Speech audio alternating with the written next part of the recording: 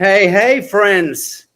Wherever you are, whoever you are, you're very welcome here in our humble abode on Isla Mujeres. I am accompanied by my brother in arms, my fellow intellectual terrorist, Santos Bonacci, the godfather of syncretism. Welcome, sir. Yeah, thank you. We've had a delightful day, and we've been with this lot. Do you recognize him? Do you recognize him? Sacha Cobra. So all of her fan base out there. Hey guys, you've got a live audience out there. Oh, There we go. I'm just doing the courtesy of showing you faces here. So we have a bit of an audience here in the house. I'm going to do that again. Wait, there you go. Do a little reverse pirouette, and we can now begin. And I'm going to bring in our special guest, David Sereda. Hi, David. hi, Sasha. Hi, Santos. Hi, everybody. It's an honor to be here today, and a lot of exciting things have happened since Jimmy Blanchette and I have done these transmissions to the planets and the stars. There's just so much wonderful, communication happening. I mean, it was actually the father of radio is Nikola Tesla. It actually demonstrated radio, the first radio at Chicago World's Fair in 1893. And he was soon joined by a mystic named Sir Oliver Lodge. And the U.S. Supreme Court ruled on June 21st, 1943, that Tesla, Lodge, and Stone were the true fathers of radio. And that Marconi, whatever he did, he was using Tesla's patents to broadcast across the Atlantic. But the reason I bring up Tesla and Stone is Sir Oliver Lodge and Stone is that Tesla, you have to understand, when radio was first born on this planet, this is in the late 1800s, there's no known transmissions or receptions of radio signals from outer space or in the interplanetary medium. And Tesla actually detected what appeared to be intelligent radio signals coming from either Venus or Mars. And it doesn't seem like he completely made up his mind in the end. But the messages were numerical sequences. They were numbers that were coherent and made sense. And what Jimmy Blanchette has started on his own, actually, is using a biblical sacred geometry measured massive antenna that he keeps in the southern United States desert. And we've been sending very coherent messages one at a time to the sun, the planet Mercury and Venus, and we did 2 tests to Jupiter and Saturn.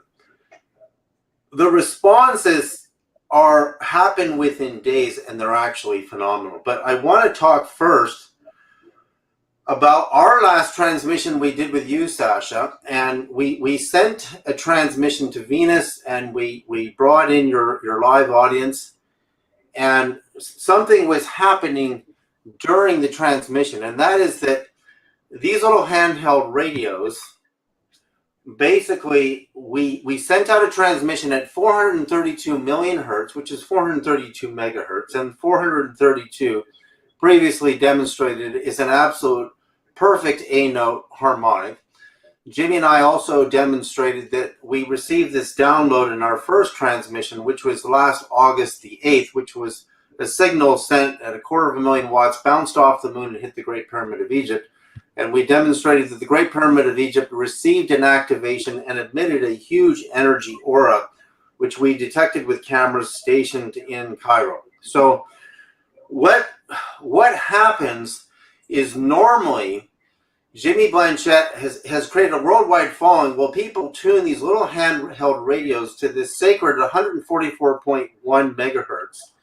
And what they do is they hold the call button down while a series of numerical meaning frequencies as numbers. So if I say 432 hertz, that's a number, but it's also a number of waves per second. And it happens to be an audible tone. So Jimmy has students with a really simple, just playing an MP3 in their phone, holding the call button down, and they would release the radio. These little chirps start coming back into the radio.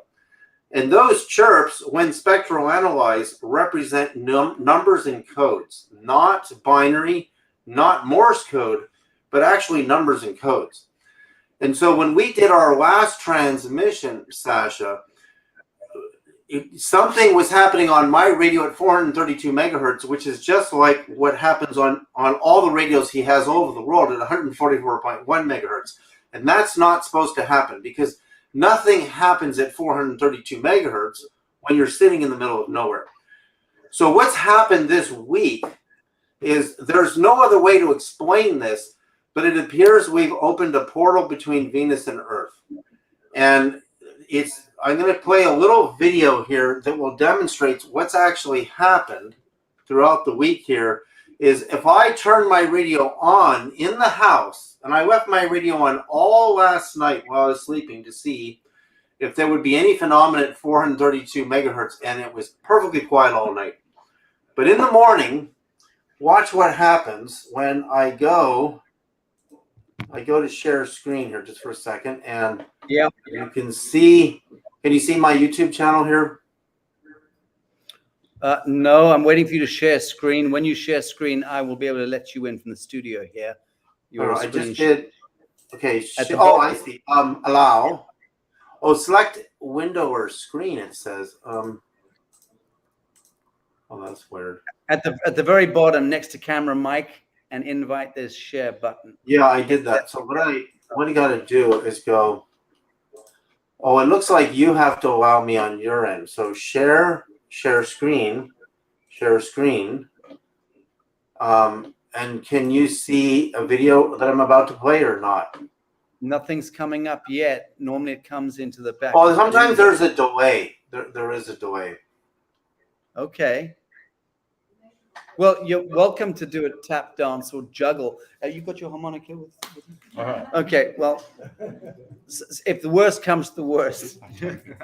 Actually, it was very dope what you did earlier. I love that. Okay, let's just say that's not working. I can just talk about what's happening. So what happens is, the second I walk my radio into the location where we did the Venus transmission, my radio just starts chirping at 432 megahertz, just like a bird, just like chip, chip, chip, chip, chip, chip, chip, chip. Now, if I walk outside of a radius of about 40 feet, it stops. That's not how radios work. Then I walk back in and it starts chirping again. So I filmed this, and I checked on what's called a frequency analyzer what those chirps are, and they're just sending numbers and code. Okay. David, I've got your. Oh, sorry, it's Debbie. Come on, I thought that was your mute your microphone. Okay, I thought that was your screen coming in, but it's not. It's just our Steadicam. So sorry. Do carry on. Okay, so what this means is, see, the way a radio works is if you're driving down the highway and you tune your radio to 92.1 FM, which means frequency modulation. AM means amplitude modulation. And AM radio signals are usually lower in frequency than FM signals, right? But if we're all tuning in to that number, we're actually biologically, our nervous systems are also tuned to that number. I actually did an experiment that proves this. That's why in the 70s and the 60s, when you turned on the radio, it was really scratchy.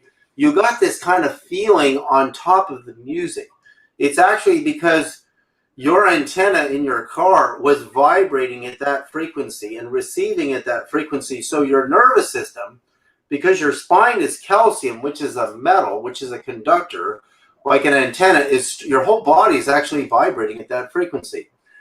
So what we were doing with the transmission the other night with your guests is we were demonstrating that because we were all together, we were all actually at 432 megahertz. We actually were.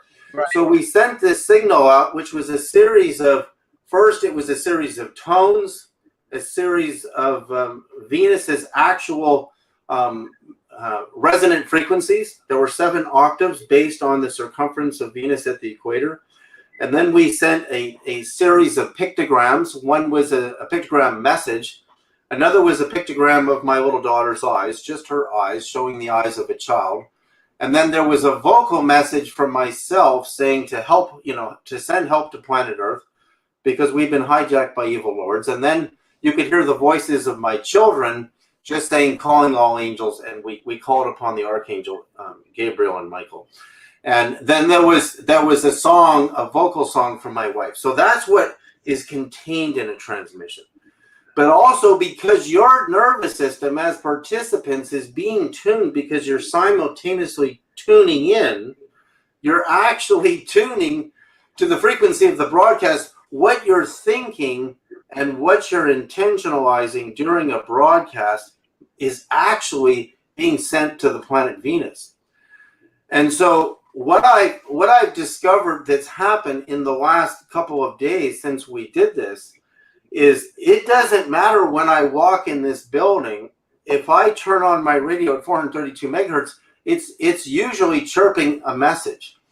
And I mean, I know a lot about radio. I calculate thousands and thousands of frequencies for the last 15 years, and I understand wavelengths and frequencies very, very well. But I believe what Nikola Tesla actually discovered, the father of radio, is there are intelligences, you may call them gods or goddesses or whatever you want, on most of the 9 planets we're surrounded by. And in fact, the very first, I started speaking in UFO conferences, over 20 years ago. And I remember this guy giving this whole presentation about the Venus conspiracy, which is, Venus is on one side of us, Mars is on the other, right? They're our closest neighbors. And you're going to see this in the book of Revelation in 22:16. Jesus refers to himself as the bright and morning star, which is Venus. Venus is the bright and morning star. And in Dante's visions, Venus is the 3rd level of the 9 levels of heaven, hence 9 levels of heaven, hence 9 planetary spheres. If you count the sun and eliminate Pluto, you've got 9 spheres and 9 levels of angels, by the way. So also Emanuel Swedenborg found that the third heaven was identical to what Dante discovered in the 3rd heaven, which was the Garden of Eden. That humans were living in the perfectly healthy, nude Garden of Eden state before the knowledge of good and evil which is the knowledge of judgment, was taken in, which is poison. So we have a consistency about Venus. We have Jesus referring to himself as the bright and morning star in Revelation, and which is the end of Revelation, which is where the prophecy refers to the coming of the tree of life. The tree of life is the tree that after the proverbial partaking of the knowledge of good and evil, which is the birth of conflict, because it's the birth of judgment. That's why Jesus said you shouldn't judge anything, because judgment is actually war. It's conflict. Human good is not good. And we think we're right and the other person's wrong. This knowledge of good and evil is actually a trap.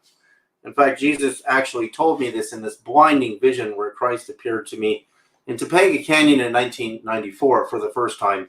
And he continued to appear to me since then. So what I'm trying to show you is a vision that where the heavens are not as far away as you think.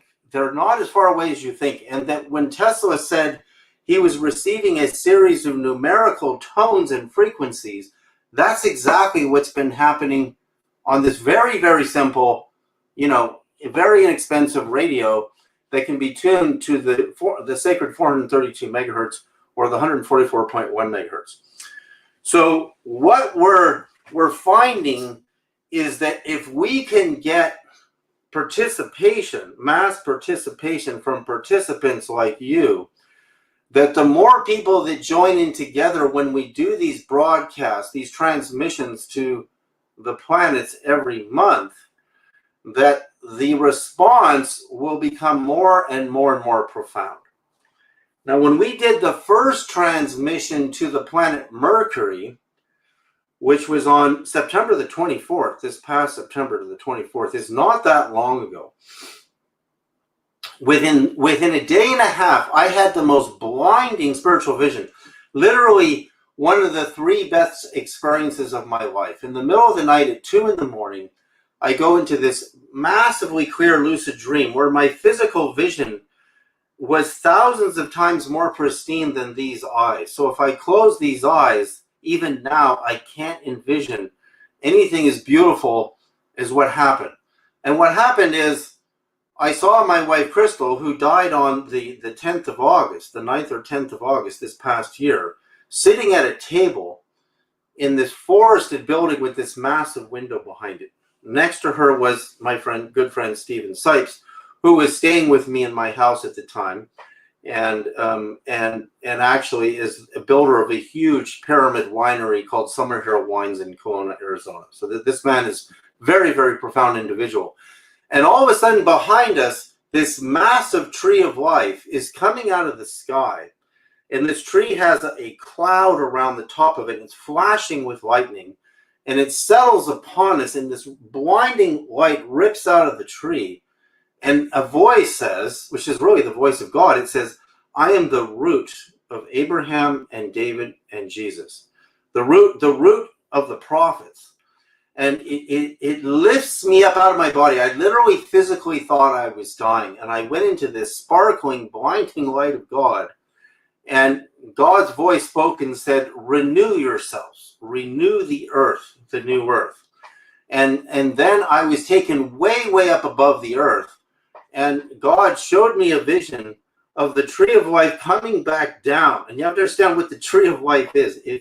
If you know the visions of the prophet Muhammad, if you know the Bible, if you know that the tree of life appears in the very, very end of the book of Revelation. Because when we took in the knowledge of good and evil from the rotten tree, the tree that causes us to judge each other, and that judgment would lead to all the wars and the destruction of our planet, by egotistically each one of us believing we were right and the other person was wrong, or our religion was better than the other religion, or our interpretation of our religion was better than the other, because that's what good and evil does. It makes you think you're right and the other person's wrong. You know that song? I know that song. There ain't no good guy, there ain't no bad guy, there's only you and me, and we just disagree. So that's what the knowledge of good and evil did. It made us think that we were right. But in the end of this long proverbial mythology, where we would go to war with each other over thinking our God was right and the other one was wrong, you come to the tree of life, which is the very, very end. And in Islam, when the prophet goes through the 7 levels of heaven, the tree appears at the border between the 6th and the 7th heaven. So, and then the prophet the archangel Gabriel stops at the tree, and then he continues on. So God, to the 7th heaven, God took me and my wife, who is deceased on the other side, and took us above the tree in this blinding light where I thought I was actually dying. Now, this is only 33 hours after the transmission to Mercury, and Mercury is the messenger planet. In fact, if I take the speed of light in meters per second divided by the circumference of Mercury as this wavelength, I'm just a tad under 20 hertz. And that's where humans start hearing, hence the message. Mercury, the messenger, which is the closest to the sun, to the solar living presence of our solar system, which is alive and conscious. So what I'm saying is, and I know Santos apparently has been talking about the connection to consciousness and the planets, is that these planets are alive today. And when we send radio signals, because you're listening to a radio station or you're listening to a station on the internet, all those signals are earthbound signals. They bounce off satellites and they repeat around the globe, and they move through the internet, but nobody has done what Jimmy Blanchett and I are doing right now together before. In fact, it was only in 2008 when George Harrison, the legendary Beatles, died, and NASA sent his song to his guru Deva, the song is called Across the Universe. They sent it to the North Star. And it actually hasn't gotten there yet, because the North Star is over 200 light years away. So radio waves travel at the speed of light. But when we send a message on Jimmy's antenna, which is this beautiful, beautiful sacred geometry antenna, and I talked to Jimmy yesterday, and he now, Sacha, has an improvement to the antenna. There'll be no antenna like this on Earth. There will be 2 antennas in tandem, One will broadcast the message at 432 megahertz, and the other will broadcast the message at 144.1 megahertz. And the ratio between those two is 1 to the speed of light. And the speed of light is proprietary as its velocity in our dimension, 299,792.458 kilometers per second. So that's what we're doing. And now what we're trying to open up is, what are the messages that we want to send to the 9 planetary spheres with your participation? And your participation matters, because when you tune in to a live transmission, look, it only takes 4.3 minutes to send a transmission to Mercury, 6.1 minutes to Venus. And the sun is 8.3 minutes, 8 minutes and 21 seconds. So the response you get is real. This is really, really tangible, is what I'm saying. Very good. Thank you, David. Any thoughts on what David's talking about with respect to last week when we were together? And Jimmy Blanchett was, if you remember, using the moon as a bounce pad, and we sent that transmission to Venus. So David is saying that he has conclusive evidence that some kind of a channel or conduit was activated a week ago today when we made the transmission between his geolocation, presumably, and the planet Venus. So just in summary, Santos may or may not comment to it, because I know a great deal about Venus than most humans. What is the significance you see, David? Well, I would say the significance is what our planet's going through right now, and that knock and you'll be heard, knock and the door will be open. The significance is that the whole planet is asleep, and they're going deeper and deeper into a sleep state. The global authorities are removing our freedom of speech, our freedom to communicate, our freedom of expression. They're stifling our children. They're stifling us. And I see this as a real, authentic call out into the solar system. So every month, we're going to move to the next planet, to the next planet, to the next planet, and sending out these broadcasts. And so we want your participation. We need your participation. We don't just want your participation. Yeah, let me jump in. Okay, so that's the thing. I mean, with the syncretism society, it would seem, because what we're doing, this is the tip of the spear of collective first contact, which is what we're basically doing with hyperdimensional intelligences, with whatever's out there in the outer space or in there in the inner space. And we're using group plasma, ideation, projection, intention, using the moon as the bounce pad, using this incredibly beautifully conceived antennae system that Jimmy Blanchett has invented and built, which is harnessing messages, which we demonstrated in the media piece last week for anyone who wants to go back and look at that, how the pictograms are fed through. What's the machine that it's fed through, David, that codifies it into frequency? The images. Yeah, Jimmy can take a picture, just like NASA sent this Arecibo message, years and years ago, and it gets encoded into a radio wave and is sent out, and any intelligences out there can receive it and actually look at the picture and read it. And so one of the messages included the longitude and latitude of most of the most profound ancient temples on the earth, the Great Pyramid included, and Chichen Itza, El Castillo, which, there are so many of them. So Jimmy gave them the coordinates, and that basically tells them that we understand what those sacred sites are, and we're sending this out to you. Plus, there was a lot of other messages in the pictogram. and sending out a child's eyes, my child's eyes, who's 6 years old, was another pictogram. So just in the same way we're communicating now, actually, we're sending out pictures, motion pictures of ourselves through the internet. We can actually send these out directly into space. I mean, that would be a good question to ask Jimmy, is can we send a video, image, audio recorded message to one of the planets so they could see us?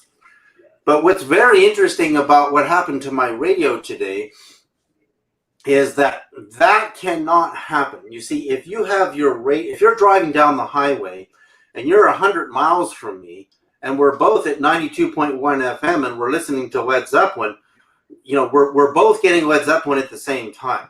So it's not possible for me to get Led Zeppelin in my office and not get it in my house 40 feet away. That's not possible. So that means the day we did the transmission, because I blasted my little podcast building here at 432 megahertz when I pushed the call button, which is in the same synchronistic moment that we sent out the transmission to Venus, there's a portal open in here now. And I can come in here at any time in the day and turn this on, and I might get a message from them. And it's almost like they knew I turned it on. As soon as I turned it on, they started chirping. I made a recording of it. I just can't get my share screen button to play right now, but and show it to you. But if you go to the website to register for the transmissions, you'll see all the videos on my site, and I believe you guys have your own link. David, let's break it down, because I want feedback from Santos here. Forgive me. Yeah. We'll be sending messages to the various planets, the various celestial bodies. The question becomes, how should we be couching messages? What messages may find relevancy?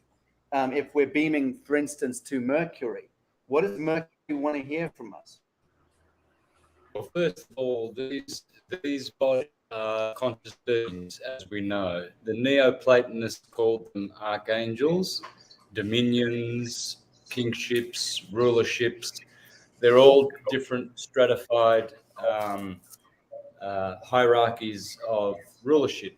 So if we're going to be sending messages to them, the messages should be of the kind of asking them permission to help us. They will help us unless we ask. So that's what a prayer means. To pray means to beseech. So these are our gods. They are our local gods. Mercury, Venus, they are what we call God or the gods, but they will not interfere or help us directly unless we ask them. It's like a little child who asks a parent unless he asks, or a guy who likes a girl, unless he asks her for her phone number, she's just not going to just give it to him. So that's the same with these planets. Right. They're intelligent. They know that we're trying to communicate with them. They know we can speak to them. But if we're using technology to talk to them, we would be, or should be, asking them to intervene in our lives, and they need our permission, or rather, they need us to make the first step. And once we do that, we are going to shift massively, because this is a big effort, to get in touch with these great gods who want to help us. You're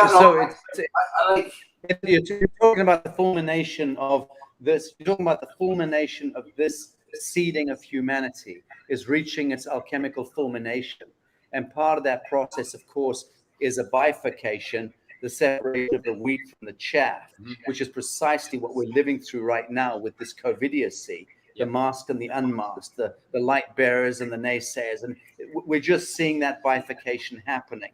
That's a process which, by best accounts, will happen for a short period of time, whereupon we then move into conventional reconvention with our divine status. But that's about us elevating ourselves collectively once that bifurcation is complete, and in a sense, I want to watch my language here because there's a lot of bruised hearts around the world right now connected to what's going on with the so-called vaccination program. But it is all soul covenant stuff. And there is a bifurcation. There is a falling away. And those that are left, the meek inheriting the earth, so to speak, are the ones who catalyze a new electric frequency set, which does indeed move into reconvention with the Godhead that you're describing. So this is pure civilizational alchemy taking place. Yeah. So that makes a great sense to me. Asking yourselves when Gomorrah was happening and Lot saw and distressed about Sodom and Gomorrah, he went up into the mountain. He said, God, he said, how can you destroy them? What if it's 10 good people there? And God is not destroy it. What about 2? We went down to none.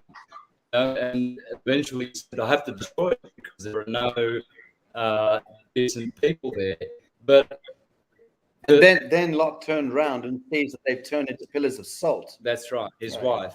So, but the point is, there was an outcry. See, it says in the scripture that there was such an outcry about the perversity of Sodom and Gomorrah that God heard their voice and came down to see for himself. Now, of course, this is poetry, it's not literal, but it teaches you a truth. And in that, when we collectively, when we beseech these gods, the sun, Saint Michael, Saturn, Saint Ariel, when we beseech them, we now give them permission to help us. And they come down and look at our condition and feel pity for us. But if we don't ask, if we don't do what you're doing, trying to communicate with them, we're not going to get anywhere. So it's a great step forward. It's how we get their attention.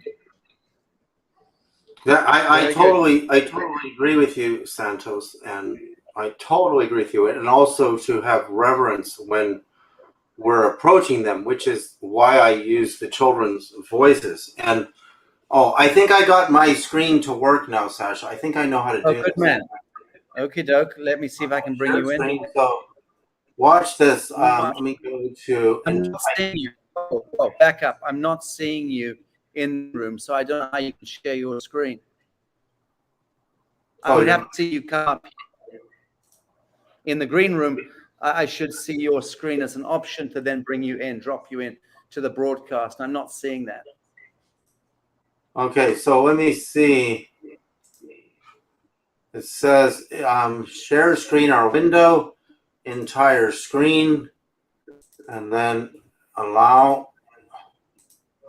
No, it's still not letting me do it. Okay, I don't know what this is doing.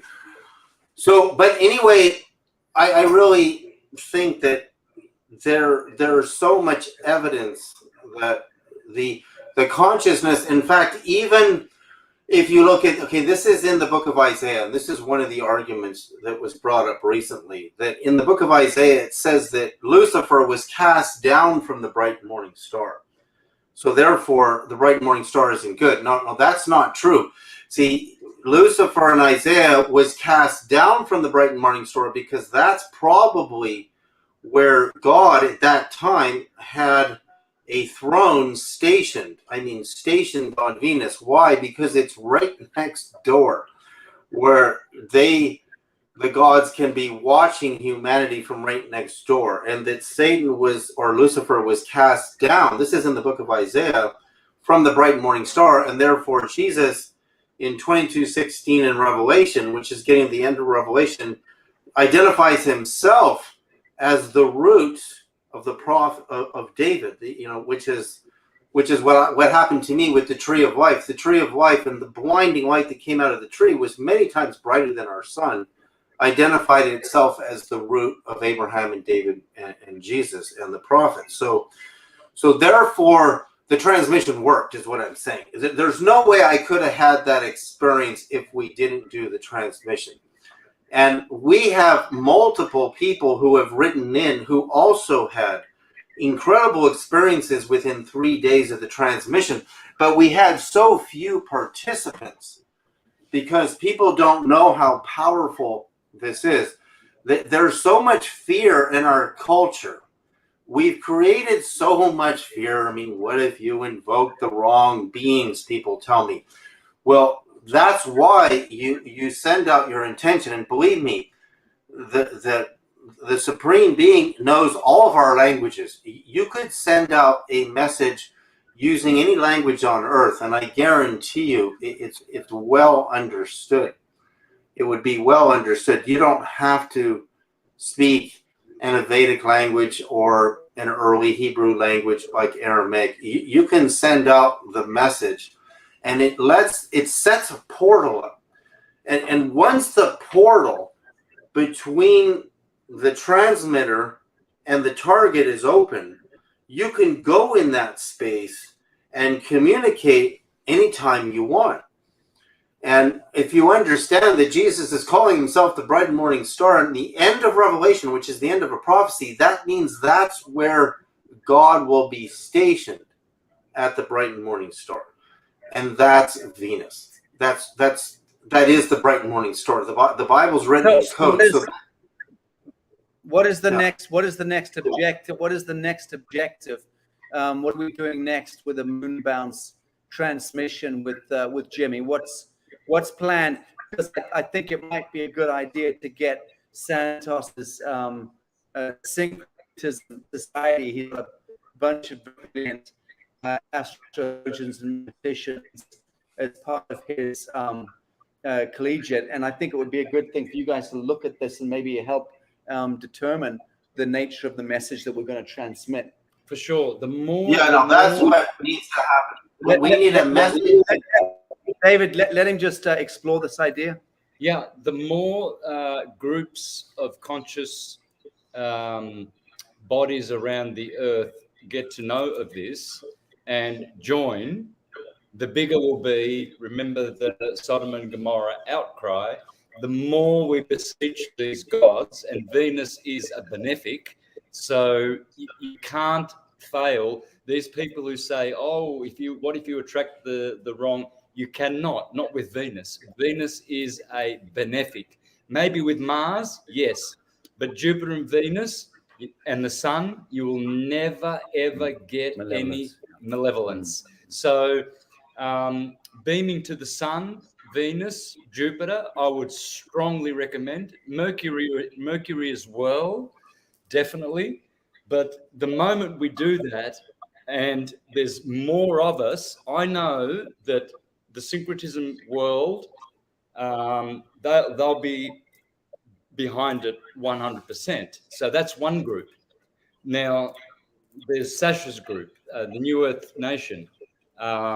There's other groups, and it's time that we all come together, and we are. We can see people now that are so disparate in their ways of thinking and their religions, but they are coming together to fight this monstrous demon that is trying to take over the world with its, lockdowns and what have you. And so we see now disparate organizations are actually coming together. So the more we bring this to people's attention, and the more people are involved in it with their hearts, the more these planets will communicate with us, these gods, and we will give them permission, and it's all over. So let me just raise a conundrum here. If you check, I believe, in Wikipedia still, what the biggest event that ever occurred on Earth was, certainly a few short years ago, it would tell you that it was the harmonic convergence, which, correct me if I'm wrong, it was the 16th of August 1987. Now, that of course was catalyzed largely by my erstwhile now deceased friend, the reincarnated high priest of the Mayans, Valon Votan or Pacal Votan, Sky, you know who I'm talking about, Jose Arguelles. And when I asked Jose, when he came to stay with me a year or two before he died in 2011, of course, he was the man, this is for the audience's edification, he was the man who decoded the long count Tzolk'in of the Mayans in the 70s, and then determined that 21st of December 2012 was, until 21st of December 2020, was effectively the end of time. So we just reached that apogee in the last few months at the end of last year, December 21st of December 2020, which of course was where the rainbow serpent kind of issued from Uluru, and then is now hitting Mexico around about now, isn't it? I think this part of the world, which is why the energy is so vibrant here. But the point I'm trying to make is this. When I asked Jose Arguelles, and I said, well, you're the man, you're the reincarnation of the last of the Mayan high priests. You're the man who decoded the long count Tzolk'in in the 70s. You're the man who put the biggest meme in history, which in 2012 goes down in Wikipedia as being the biggest meme in history as well. 2 gold stars to Jose Arguelles there. I said, you triggered that meme, and you triggered the harmonic convergence in 1987. What was going on in 1987? Because it was a well-known phenomenon at the time that the First Nation peoples all around the earth, from Papua New Guinea to the Amazon Basin to the Kalahari Desert to the deserts in North Africa, the First Nation peoples, the medicine men, the shaman, the oracles, the viziers, essentially all stood up at midday on that day and they saluted the sky. What the fuck was going on that day? How were these First Nation peoples living in forests and deserts and mountains communicating through the psionic morphogenetic network, and all of them on that day standing up and saluting the sky? And I asked Jose Arguelles, please just explain that piece to me. He said, oh, that's very simple. He was holding his wand. I remember. He said, oh, that's very simple. He said, we all knew, we were all connected through the one form of communication under universal gaze. We all knew that that was the day demarcated the beginning of the journey of the end of time. But the point being, he said, that was the date line that the ancient wisdom keepers knew they had to stand up and tell our space brothers and sisters that we have come of age. The point I'm making here is that and no more fucking intervention. Thank you. No more abductions. No more splicing and dicing. No more hybridization programs. Thank you. That, he told me, was the point. That the collective morphogenetic Adamite was standing up and going, we've come of age, now we can take it from here. So my question now is this. Should we, David, be sending out transmissions that are appealing and saying, please help us? Because for me, this doesn't jive with me. I see what you mean. I see where you're going. Yeah, I see where you're going. Right. I feel that maybe we need to dial up and speed and step up this transmission agenda, and we should be not asking for help, but we should be laying claim, and we should be standing and letting these godly elements know what we want. Yep. I like what you're saying, Sacha. Yeah, because by asking for help, we're looking so weak, but also we're letting them know we're here. We're letting them know the condition of our planet. But you're right. We appear so weak, as like a beggar. And Jesus said, you are as gods. That we are all as gods and goddesses. But so we have to take our voice and send it to the cosmos and ring each planet like a giant gong. Good. And say, humanity is awakening.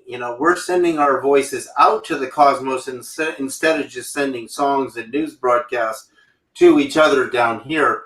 We're now recognizing, we know you're out there. And I want to show you something, Santos, that's really incredible. This is an incredible piece of data in the recent Navy testimony of these mysterious UFOs, okay? So one piece of data is that Sean Cahill, who I've tried to get on with Sacha, he's a really far out kind of incredible man who was on the USS Princeton. They noticed on radar that the UFOs they were tracking disappeared just north of Guadalupe Island, where there was this magnetic anomaly. And that happens to be the same north latitude as the Great Pyramid of Egypt. And the north latitude of the Great Pyramid of Egypt, if you convert degrees, minutes, and seconds to 10 base, is a representation of the speed of light in metric. You know, so that is an interesting piece of data. But there's something even more interesting in regards to 432, because remember, Jimmy and I got the download. If you take the 432 divided by the 1441, you get the speed of light in metric. Now watch this. Kevin Day, who is a radar operator on the USS Princeton, said they suddenly tracked the UFO jump 60 miles in 1 second. And guess what 60 miles in 1 second is? It's an octave of 432. It's 216,000 miles an hour. 216,000 miles an hour times an octave is 432,000 miles an hour, because an octave is times 2. So 216 times 2 is 432. So that means these UFOs are jumping in some type of a 432 harmonic. That's what it means. And even though 216,000 miles an hour is ludicrous speed, I can't believe they didn't notice this. Nobody in the Navy did the calculation. 60 miles in a second is 216, because 60 times 60 times 60 is 216,000 miles an hour. So times an octave. And in music, an octave is you take a frequency and you times 2 to go up. So A, 440 hertz, which is wrong, times 2 is 880 hertz. If I go down, it's 220. But the correcting note has been demonstrated that the French used to use in the early days was 432. So what I'm telling you is these UAPs are jumping in a 432 octave. Now, what does that tell us? It tells us a lot, and there's nobody in ufology who have figured this out. It tells us they're real, they're here, they're tangible, they're highly tuned to 432, and that's the frequency of the broadcast, and that's the frequency my radio was at this morning. You know, when I was in the house and I videotaped, and it was perfectly quiet. And as soon as I got in here, it just started chirping like mad. And so I think we're on to something. And some of the return messages that come to us are incredibly sophisticated. They're not simple messages like, yeah, we're here, our ships are going to fly overhead, which Jimmy has also documented, and we're going to help you guys out. It's not really like that. It's not like, and like Sacha, like you're saying, you know, there are groups of ETs, the Zetas, you know, that have abducted human beings, studied our DNA, tried to create hybrids because they can't feel emotions the way we feel emotions. They're cerebral. They don't know how to feel pain and frustration and love, and they're very interested in humans and our ability to have these incredible emotions. So they've been trying to create a hybrid, and the way they're doing it is very, very unethical. But we're talking about beings that are much higher vibration than that. The fourth, when you send out harmonic frequency transmissions, you're going to attract harmonics in return. And a harmony, when we send out radio signals, we send them out at one frequency at a time. And when radio astronomers, even at SETI, the Search for Extraterrestrial Intelligence, when they scan the heavens, they're looking at one frequency at a time. But what Jimmy's new insight is, that came out of the download, is we're now going to send out the message at a ratio of 432 to 144:1, which is a ratio of 1 to the speed of light. And that, I can't wait till we see what happens when we do this. So we need, when I say we want, Santos and Sacha, is recordings in your voices that are 1 minute long each. And you can do 3 messages, but Jimmy has to cool his amp down. So he runs a 1 minute message, cools his power supplies down for a minute, and then sends out another message, right? So we have to decide what the messages are. You're right, Sash. I love what you're saying. It's an incredible insight you're having and you're sharing, Sash. Is we shouldn't be like beggars and saying, "Oh, please come help us." You know, we're so weak. Our weakness is our fear. Our fear of death is the ultimate fear that we all have to conquer. Why are we so willing to lay down and let them put the chains around our wrists in our lives? Why are we so afraid that there's nothing else out there and everything out in the universe is somehow coming to get us, and we can't trust anybody? Even Stephen Hawking said recently, be careful about sending messages into space because you might really attract somebody, which means he's acknowledging there's somebody out there. That's a fact. But I mean, I spent a little time with Stephen Hawking. It was one of the weirdest and most wonderful and weirdest experiences of my life, when you're in a room alone having a conversation with the cleverest man alive, and it takes him about 43 minutes to answer in one sentence. But he's looking at you with these eyes, and you're speaking, and you're going red and tripping over yourself. And he's just looking at you with these eyes, and you know that this fierce intelligence is scanning every fucking syllable. Anyway, that was a long time ago. But look, I'm liking where this is going. So I think we can work on that. We can work on a full-bodied, dropped balls message to the cosmos, right? Yeah, for sure. I think we can definitely work on that. What about what about, timelines? Sasha, what about some of the people you just mentioned, like the harmonic convergence creator? Is he still alive? No, he died in 2011. Jose Arguelles. Jose did. And you know about Kalman, right? Johann Kalman, who Well, we could ask Lynn McTaggart with the intention experiments. I'm so loosely in touch with her. And also, I don't know if Professor Roger Nelson with the Global Consciousness Project at Princeton, which I was involved with 20 years ago. I think that's still going, but there are some. Oh, I know Roger. I know him personally. Well, there you go. So ask Roger, and I can reach out to Lynn McTaggart with the intention experiment, and we can see if we can unify those groups. Simon Parks has already said he doesn't want to participate because he thinks the 144 is a devilish number. So hit that one on the head. But I can give it some thought. Any ideas, anyone here, networks out there that might want to participate? The question is from another angle. If we have contactees, that's one method to send out messages and to get response. But we have also contactees from Venus, from any kind of, and that could be also a possibility to get intel about this experiment. Yeah, what they say that's about good. that. That's a good idea. So yeah, that's a good idea. Contactees maybe would have a very visceral instinct about what. Yeah, and they can ask like Elena Danan or whoever. Well, Alex Collier. He's the best. Well, I spoke with him. Do you know Alex? Do you know I know Alex? who he is. I know who Alex is. He's the Andromedan contactee, of course, and who brought to Earth after his contact with the Andromedans, which went on for a long time. I don't know if it's still going on. I spoke to him a couple of weeks ago because he was sitting in Laura Eisenhower's car when they were driving away from a conference, and she was on the phone with me, and she mentioned that Collier was sitting next to her. I almost choked because I've wanted to speak to that man for 20 years.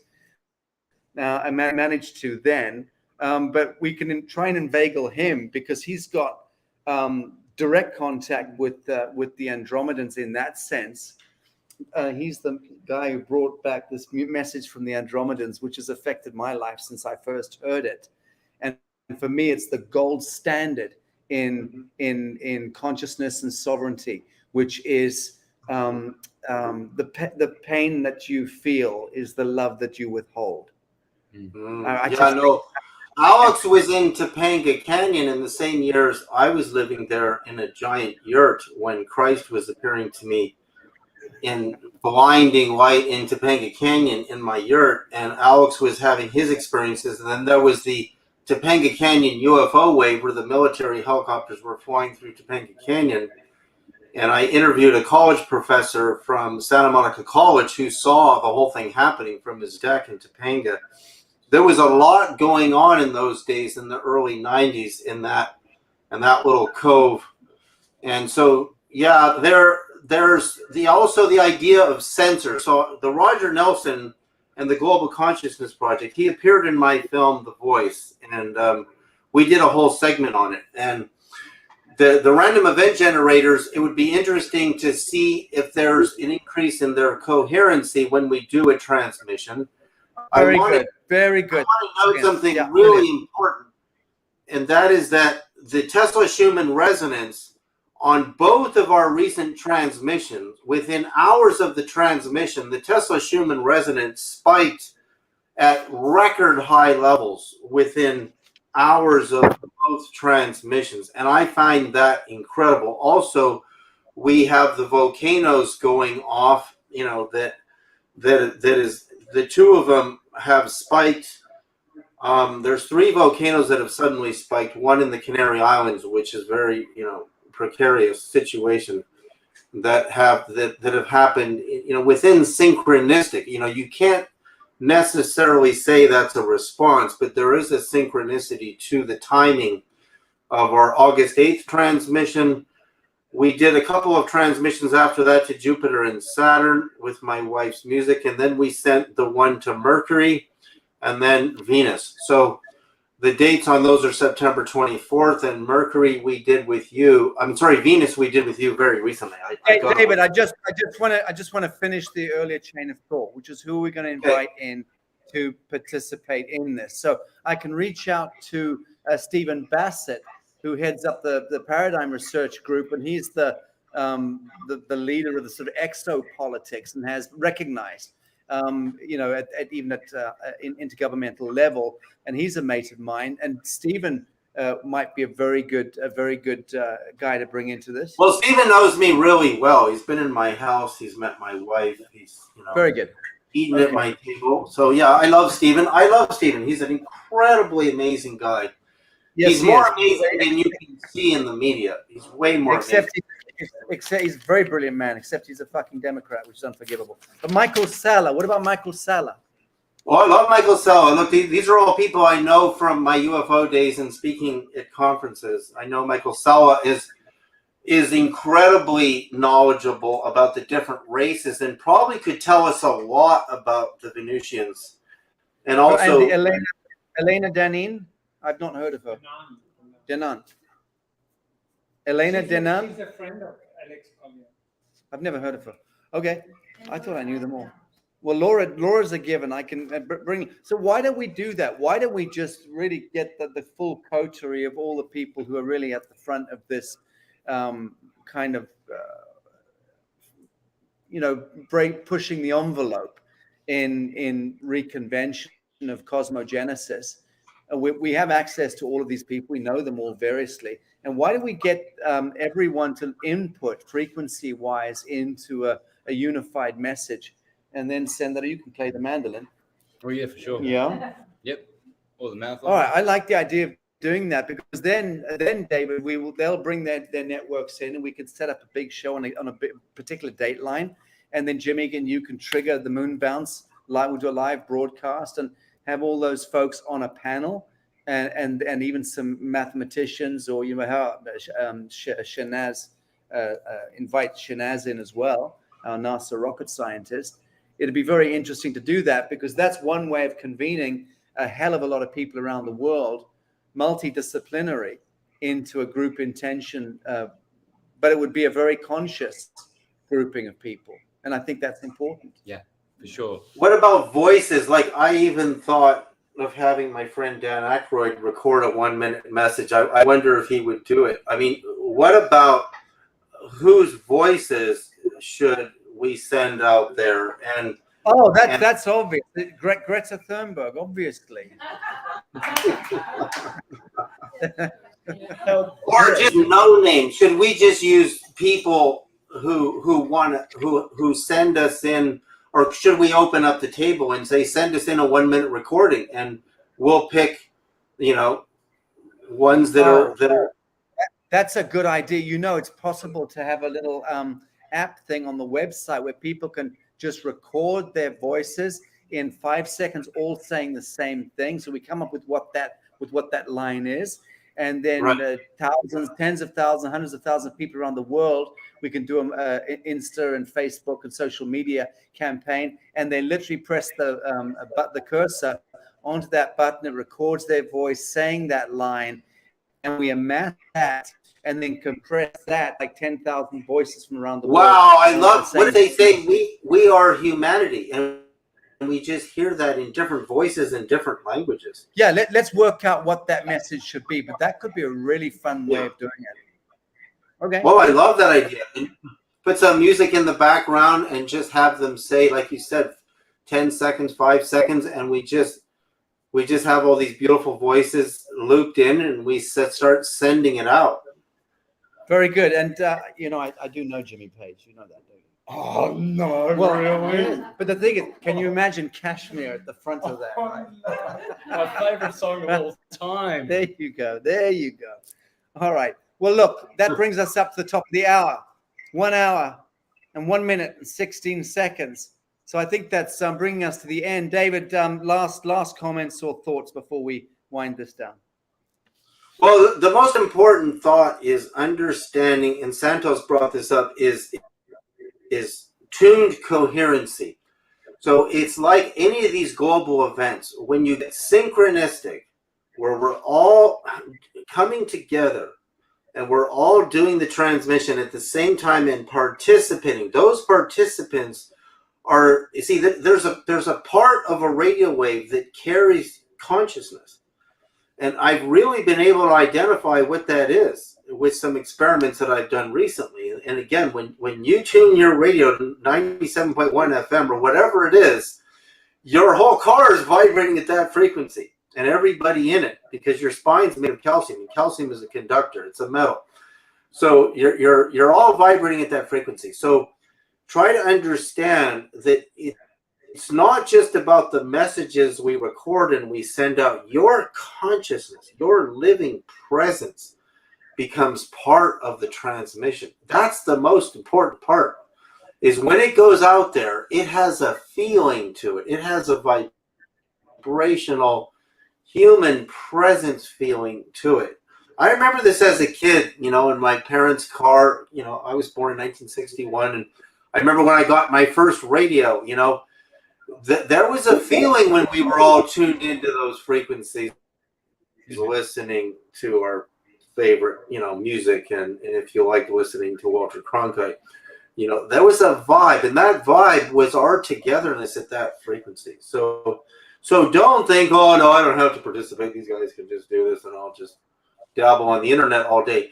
Really get off your seat and really stay in touch with Sacha's team, and let's do this together, because it's really real. This is really real stuff. It's not pie in the sky stuff. So that's the last thing I have to say. That's beautiful. Very reminiscent, speaking of those radio back in the 70s. I was also listening to my radio under my duvet, jacking off to Karen Carpenter. No, it wasn't her. It was Linda Ronstadt. That was the one. That's the one. Now, Karen Carpenter, you'd be crying your eyes out. Yeah. No. Not going to work. Last thoughts, Santos. Well, so we serve the gods. There's no doubt about that. But the gods serve us. In the Babylonian language, the sun is called Shamesh, and that means servant. Every day, the risen Savior, our Lord Jesus Christ, the Son, Saint Michael, serves us. It gives us light, photosynthesis.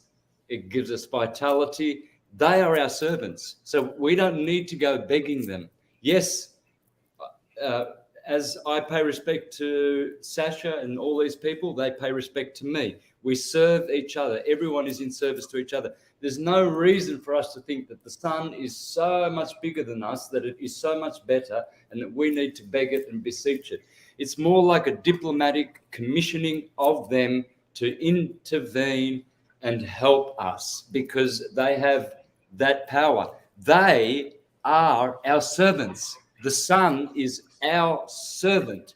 All we need to do is ask it. Simple. Beautiful. Sacha, any Beautiful. thoughts? Any closing thoughts with the three louche males running the commentary for the last hour? I don't know if you're putting me on the spot. Yeah, sure I am. You're absolutely on the spot. You need to broadcast your voice. Oh my goodness. I don't know that I honestly have that much to share. I think it's a really beautiful idea to have a lot of people communicating and really setting an intention, you know, because for me I feel that, again, I always come back to the same thing. I feel that a lot of people get very excited about doing certain things, but they haven't done their own personal work. And I think it's so important not to just say, hey, we're going to have contact and communicate, but how do we really create a very strong foundation so that higher vibratory beings actually look at us respectfully and go, wow. That's good. I like that. This is significant, rather than who are these arrogant guys that think that, you know, they're going to just tell us, oh, we are so enlightened that we demand you to do whatever it is, you know. That there has to be a level of humbleness, and I feel that humanity really needs to continue doing their internal work to get to that vibratory level, to be able to have natural communication with these beings. And I think it's all about that resonance, and that communication will happen naturally more and more and more as we start to vibrate and resonate with them. Yes, indeed. Thank you very much indeed. I like that.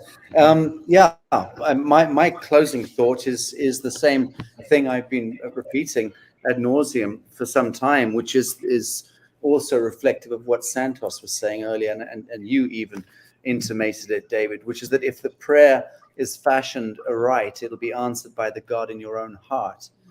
And to that end, one thing I have learned in my life is that there is no limit. There's no limit to anything ever. We are, by distinction, limitless. We have the capacity to either cloister our lives and narrow our focus into the most infinitesimal and banal mediocrity as a sentient being, that we can become that shitty little petty tyrant working in a post office, making everyone else feel like shit because of the look on our face, and because our own psychosexual essence is so constricted and so defeated. And we see that, all of us, everywhere we go in life, right? Era of covidiocy, we're seeing the mediocrity and the banality of our civilization floating to the surface, like the sewage shit that it is and always has been. It's just that now we see it. We're seeing these horrid little areas in our society hurting the vulnerable, the weak, the infirm, the old, and apparently enjoying the process. We're seeing them swagger around in airports and in nightclubs and restaurants and supermarkets and wearing costumes and badges, and apparently really enjoying the living out that fantasy of petty tyranny. And that's all good and all fine. But the point is that is when we narrow the lens of our divinity to the lowest aperture.